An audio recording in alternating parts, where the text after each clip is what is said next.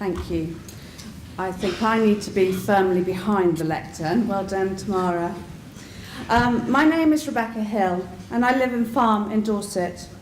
I have 2 children, Flora and JJ, and they are the reason for looking at my topic. Many thanks to the Nuffield organisation for giving me my scholarship, and most especially David Allen. This is Mr. Allen's first sponsorship, so I feel particularly honoured. To the guys I left at home who made my travels possible, Bob, Ben and Dave, and to my family, James, Flora and JJ, the advent of FaceTime made leaving young children much easier when they could see Mummy every day. My travels took me far and wide, including Australia, Canada, France, England, Scotland, Wales, Brussels, Brazil and Paraguay.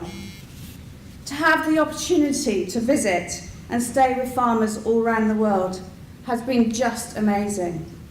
And whether you are in the UK or Brazil, the passion and enthusiasm for agriculture is evident.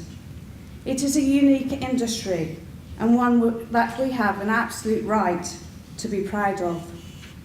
One core fact that I learnt during my travels focusing on this topic is that the issues of succession are the same the world over.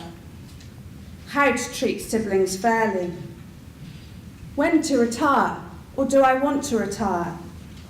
Taxation and politics having an enormous part to play as to when succession is facilitated and played out.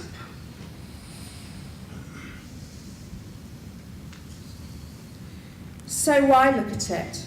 Why have a plan? Why does it matter?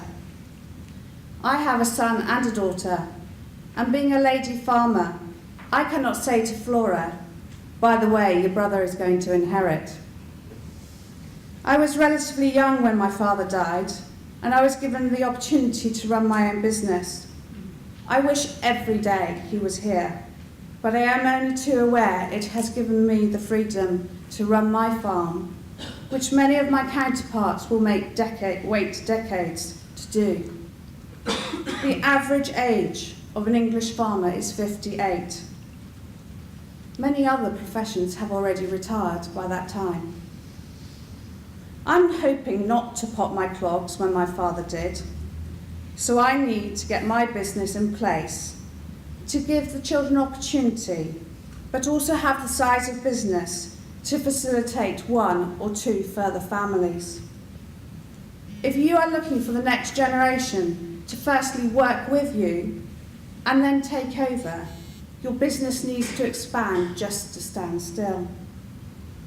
There are many family farms that have been passed down the generations, but are they passed down at a time to let youth have a go and innovate? On my travels, 2 sayings were told to me over and over again and ring true. Without youth and or debt, your business will not grow. And you need passion to make your business succeed. As is stated in the slide,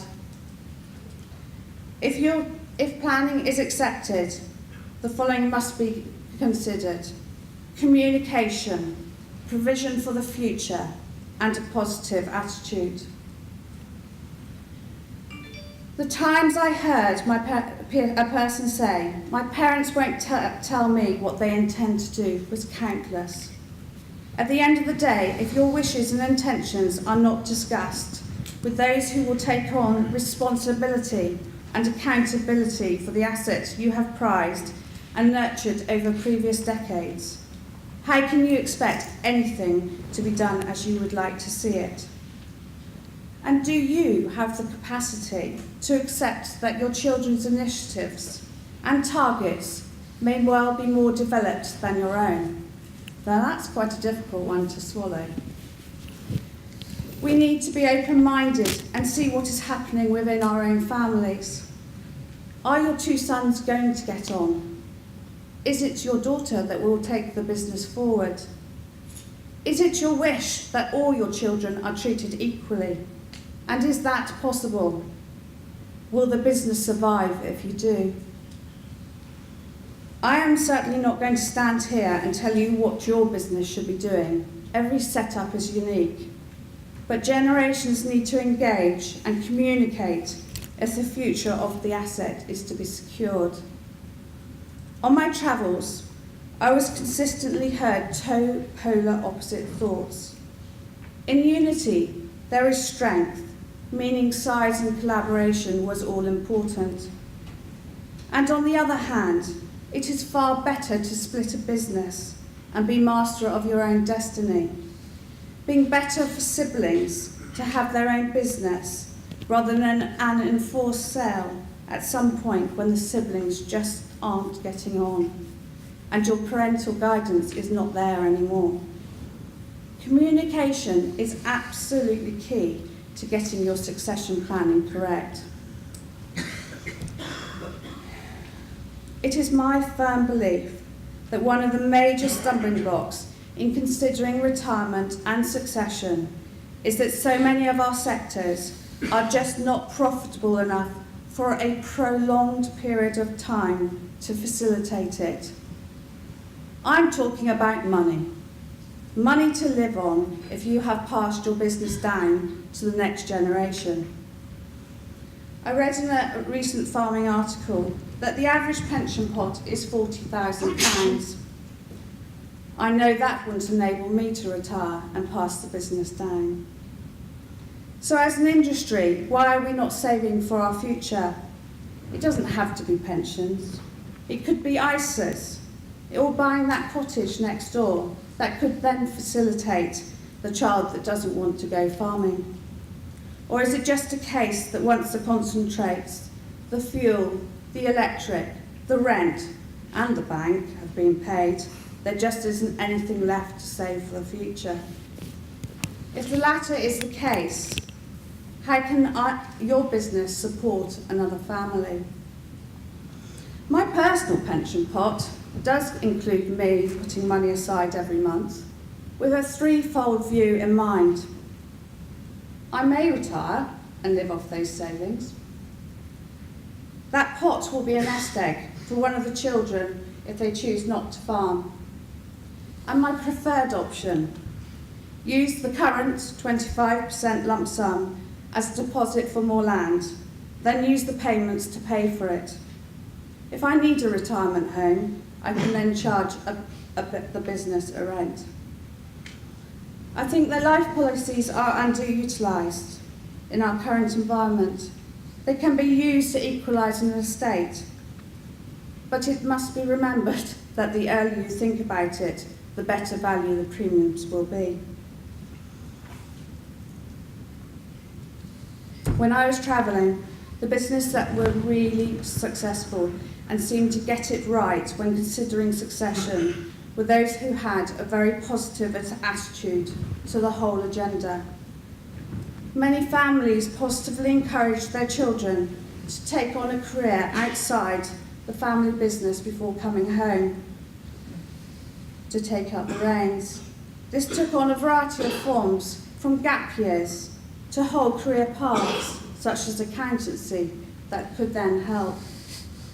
When the child came home, showing trust and faith by letting them sink or swim, make their mistakes, learn their lessons, whether taking on a whole business or setting up the new one within the context of the farm. On more than one occasion, I was told, without youth and or debt, your business will not grow.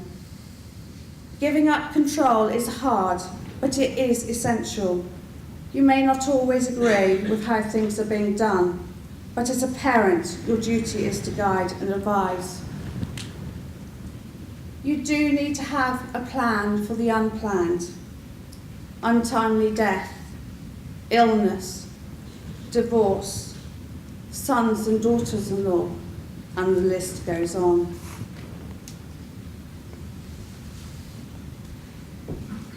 In all countries I visited, the policies of government and their taxation played a major part in succession and its planning. At the present time in the UK, we have the benefit of paying no inheritance tax on business or farm assets. This is an astounding benefit for our industry to have within the context of the reality of our UK economy. However, does our current taxation policies encourage our farmers to think about succession and bring youth into our industry? So finally, ladies and gentlemen, have a plan in place, do it early and involve all stakeholders. Communicate your intentions and wishes, provide for the future and have a positive attitude. The rest is